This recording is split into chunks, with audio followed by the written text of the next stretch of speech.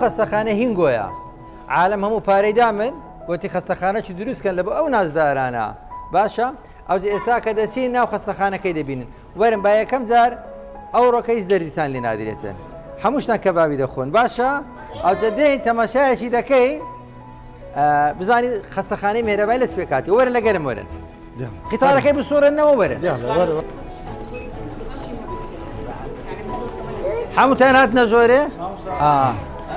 ئەو دەرمانخانە با پێتان برێن ئەو مامانە هەمیان دکتۆری دەرمانسازن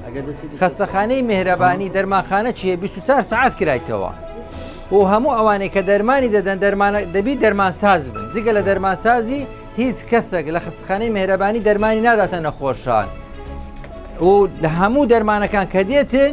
ستیکەری حکوومەتی تێدایە یەک دەرمانی مخالفی تێدانی یەک دەرمانی کسپایریشی نییە لەگەر ئەوەشدا مەخزەنی هەیە دەرەجەی حەرارەتی بەردەوام نابی لە 24 زیاتر بیتن یعنی دەرمانەکان دەرمانێکی زۆر باش دەدەینە خەرچی قازانجەکەشی نیوەی لە بۆنگۆیە 148 پارەکان هینگۆیە ئەنگۆ هەر وەختەچی پەسی وتانگێر نەخۆشکەتن دێنێ ئەوکانە دەردیشتان لێ نادەیت شروع بوو دەرمانی باشی ئەسلیتان دەدەینێ باشە ئەوجە ئێستا با بچینە مختبەری وەرن لەگەرم قتارەکەی بسوڕێنەوە سوکاری بسوڕێنەوە ناوت چ بوو؟ فریشتە ئەت ناوت چ بوو؟ بێگەرد درت خۆشە؟ زۆر؟